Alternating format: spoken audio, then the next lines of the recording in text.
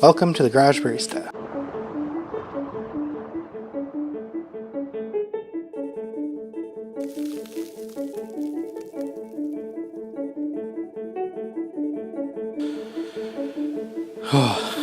It was cold. I'm glad I'm inside right now. Edmonton, Alberta, the place where the air hurts your skin when you go outside.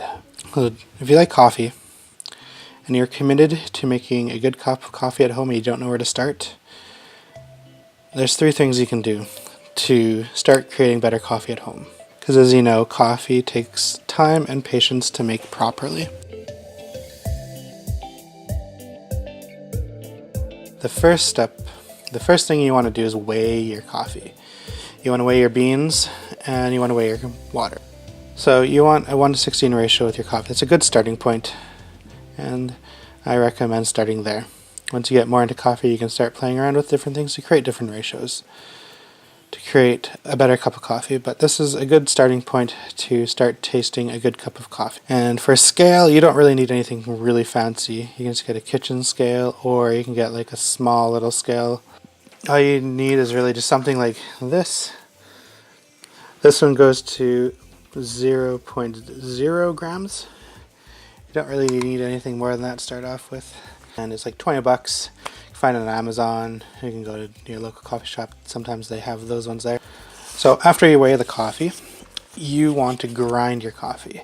If you're going to be grinding your coffee, you want whole bean coffee. So go to your local roaster and get some fresh beans. You kind of want them like within a week or 2 of the roast date. That's where they're going to be their freshest. You want to grind your coffee in like a burr grinder. I'd really recommend a burr grinder over a blade grinder.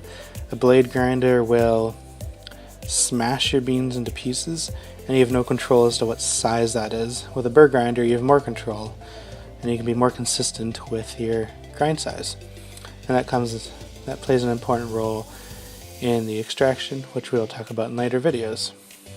Grinder is going to be a little bit more expensive and a little bit more of an investment, but honestly it is probably the piece you want to invest in first. Before you spend lots of money on your coffee machine, I would spend more money on your grinder. And the last thing I want to talk about is pre-wetting your filter. When you're doing like a pour over or an AeroPress or an automatic drip, you just want to run your filter under some hot water. Get rid of any of the papery flavors that the filter has. That's pretty much it, because the paper will influence the flavor of your coffee. Before you put your beans in, before you put your grind in, you want to make sure the filter's wet. So in a pour over, you just set it up, pour the hot water in there, dump that hot water out, and then put your beans in. Same with the automatic dripper. You take the filter container, run it under some hot water before you put the beans in, put it in your machine, hit go. Creates a cleaner cup of coffee, improve your flavor a little bit more. So to recap, it's going to be grind freshly, weigh your coffee so you can get the correct ratios, and pre-wet your filter. If you have any questions, comment below. Find me on Twitter or Instagram, I'll be there. I'll definitely answer all your questions. And in future videos, I'm going to talk about how to improve your automatic drip coffee, how to find your ratio, and talk about pour overs and AeroPress